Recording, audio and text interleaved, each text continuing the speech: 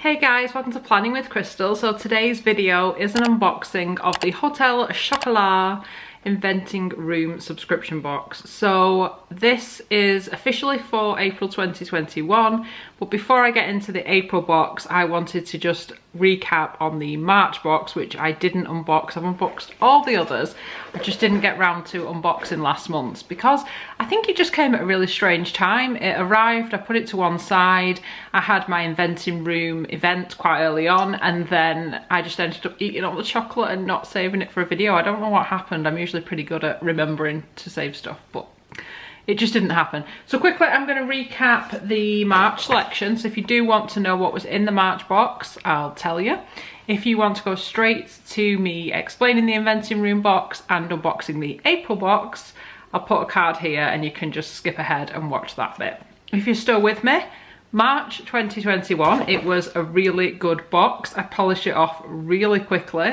So the gamble with these boxes, you have no idea what's going to be inside, but it was a pretty good one actually.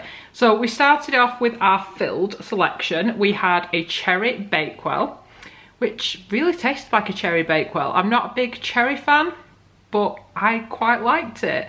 After Taro's raspberry and pistachio bakewell won you over, we asked you what other jammy chocolates you wanted to try. Here's your answer, the classic cherry bakewell. Has Taro done it justice? Then we had the raspberry mojito. Rona has taken our classic mojito recipe and given it a twist, or should we say shake. We wonder if she's trying to steal Kiri's cocktail queen crown with this delicious combination of rum and raspberry encased in a white shell. What do you think? And that's what that one looked like. So I don't like alcoholic tasting chocolates, but this one was done in such a subtle way that you couldn't massively taste the alcohol. So for me, I liked it. That might mean that if you're somebody who really likes to taste the alcohol in your chocolate, perhaps it wouldn't work as well for you. Then we've got the chocolate eclair, which was just a simple round chocolate. It was nice. It did have a subtle taste of a chocolate eclair, but it wasn't too groundbreaking. It was a pretty basic kind of chocolate taste, not as special as a lot of other chocolates we've seen in these boxes. The other reason why I'm recapping on this as well is you can now go back. If you're a member of the Inventing Room Club, they now offer the older boxes that they still have in stock for a reduced price, $17.50 including delivery. So if you are signed up to the Inventing Room, you can go into your Inventing Room section of the website and purchase any old boxes. I don't believe they're for general sale. I think you have to be a member to buy them. So if there's a box you love or a box you've missed, you can go back and buy it while stocks last, kind of thing. Inspired by one of Taro's favourite sweets as a kid, even though she found the toffee hard to chew, is this chocolate bringing back softer, nostalgic feelings for you? It was definitely softer. There was nothing sticking to your teeth or anything. It just wasn't anything special. Then we had the crispy pistachio praline. Pistachio praline with added wafers for an amazing crunchy texture. Rona added honey to the caramel chocolate shell because who doesn't love pistachio and honey? Do you? This was balanced really well for me. This is kind of what it looked like, but obviously chocolate all across. And you could taste that praline through the pistachio and the chocolate. It was just a really nice mix. I liked that a lot. Then for pack B, we had 3 separate packs. We had Madagascar vanilla cocoa nibs, we had caramel cocoa nibs, and coffee cocoa nibs. And there's a little kind of drawer in there of kind of what they were like. So the vanilla cocoa nibs were not good. They had a bit of a weird taste for me, almost like a banana taste, which I think comes from the cacao shell that they've used. They've enrobed it in the vanilla, but it just didn't work. I just didn't like them at all. The caramel cocoa nibs were pretty nice, but the coffee cocoa nibs, oh my, they were a standout for me in the box. They were really good. Angus calls them happy nibs because they're full of cacao's feel-good properties. We'd love to know what you think of these more mellow flavour pairings. If you weren't a fan of the previous nibs, give these a go. We've included some serving suggestions in his introduction, but how will you eat yours? So there were some serving suggestions. You could put them on ice cream, on porridge, things of that nature, on cakes, on wherever you wanted. I just ate them out of the bag. But from what I remember, because they do feedback after you voted on what you do and don't like, and I think the coffee nibs were the most popular, so I wasn't alone in thinking that they were really nice. Then we had a peanut pave, which is French for paving stone, Kiri has made this rocky peanut brittle enrobed in chocolate, super indulgent with some butterscotch. We've given you 2 bars, but is it enough? So these are like a long, thin bar about that big. Oh, they were so good. They disappeared very quickly. In fact, they were my favourite out of the box, I think. So there's like a little drawing of them. But they were so soft and easy to eat and just amazing if you like peanut, which I do. And then finally we had a couple of the chocolate orange cookies. Rona is obsessed with biscuits, but you've been letting us know that you are too. We think this dash of citrus zing makes it really fresh and indulgent, but has Rona got the balance of chocolate and orange just right? In my opinion, she did. It's just like a lovely chocolate biscuit with that little circle on the top in orange. Okay, so our April box. So the Inventing Room, it's by Hotel Chocolat. It's a monthly subscription. They've recently reduced the price. It was £30 a month, now it's £25 a month. You can of course cancel at any time, so if you just want the one box and then cancel it, you can do that. Like I said, they now offer you the option of purchasing previous boxes. Once you remember, you can go back, and if they have them in stock in the Inventing Room section of the website, which you only have access to when you remember, you can buy any of the previous kind of leftover boxes they've got for £17.50 or less if it's got like a shorter date on or something. So if there's a box you really love, or a box you've seen me unbox but you missed it, then you can go back and get it. So this is the April box. So I've already been to my online kind of group. So if you're not aware, with the Inventing Room, you get the option of selecting one of 2 dates to go online, meet with other people via Zoom. Obviously everyone's in the homes and safe and everything. Everyone's signed up to this subscription, all works for Hotel Chocolat. So you get to learn a bit more about Hotel Chocolat. Sometimes the people leading the group or who are part of the team will actually be in the Inventing Room, so you might get to see a few little snatches of the background and bits and pieces, and they tell you what they've been working on and things like that. You can also ask lots of questions, and as a group you can keep your box with you and taste all the chocolates together, and everyone kind of votes live on what they do and don't like. You don't have to go to it if you don't want to. I found early on in the subscription that it was difficult to get a spot on one of them because there was kind of more members than there were places for these online groups, but I think they've remedied it now. They seem to put 2 dates on, and I've seemed to have been able to get on one every month then. So I've already been to my online group, and I mentioned that because I've already had one of everything in the box, so I can kind of give you my full opinion, my considered opinion, because I ate them like a few days ago. But I will taste them again with you today because, you know, I'm just generous like that. I don't mind eating chocolate for you. So, as is usual with this subscription, we get a little box of chocolates. These are the filled selection. So there are 4 separate chocolates. You do get 2 of each. Like I said, I've already tried 1 of each. So first of all, I'm going to start off with the baklava praline, and it says Taro's sweet tooth inspired her to create this recipe. It's crammed with pistachios and buttery wafer sealed in caramel chocolate. Does it conjure up the classic flavours and textures of the traditional Middle Eastern dessert?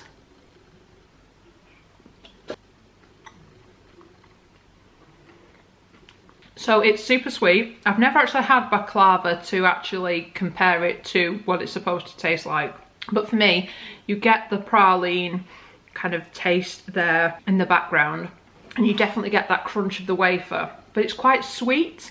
I like it, but I don't love it. And of course, this is all very subjective. There's something you might have and love and I might not like. So this is only my opinion is what I'm trying to say. Next up, this was a really interesting one. This was one that I tried on the night and thought, I'm not gonna like that, and loved it. So this is a super juiced ganache, a really interesting idea. Carrot ganache with blood orange and turmeric. The freshness of raw carrot in juice drinks inspired Kiri to create this recipe. It instantly makes you feel revitalised. Does it give you a boost?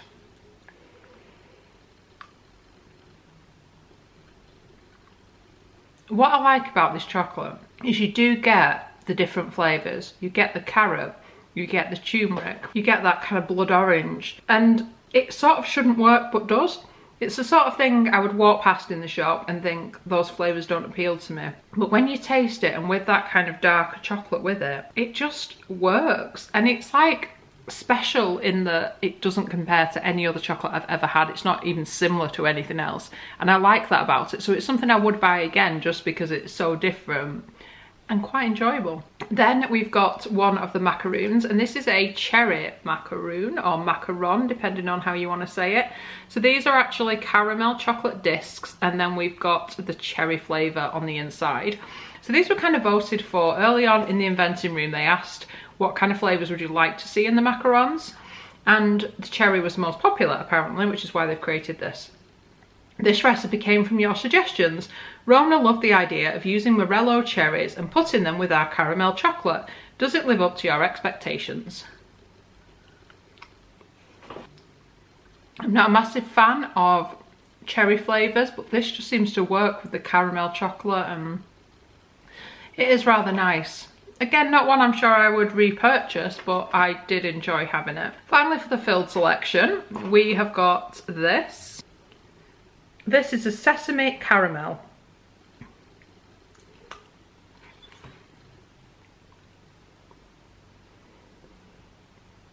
Rona loves salted caramel, but this recipe adds another dimension to it. Toasted sesame oil all wrapped up in a dark chocolate shell. It's all about the roasted and toasted umami notes in both the shell and the filling. What do you think? I like it. You get the sweet and the salty together. Balances perfectly, and although this wouldn't be my normal chocolate choice, I actually really quite liked it. So that's one thing I will say, spoiler alert, I loved everything in this box. Some more than others, obviously, but some really interesting bits and pieces in here.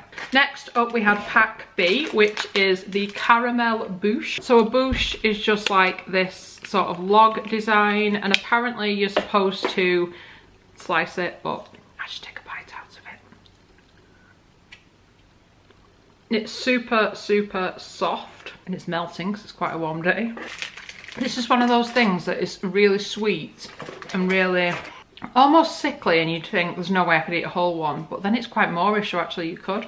And what I really like about it is you get the lovely chocolatey, cashewy tasting chocolate, and then you just get this hit of salt at the end, which just finishes it off perfectly.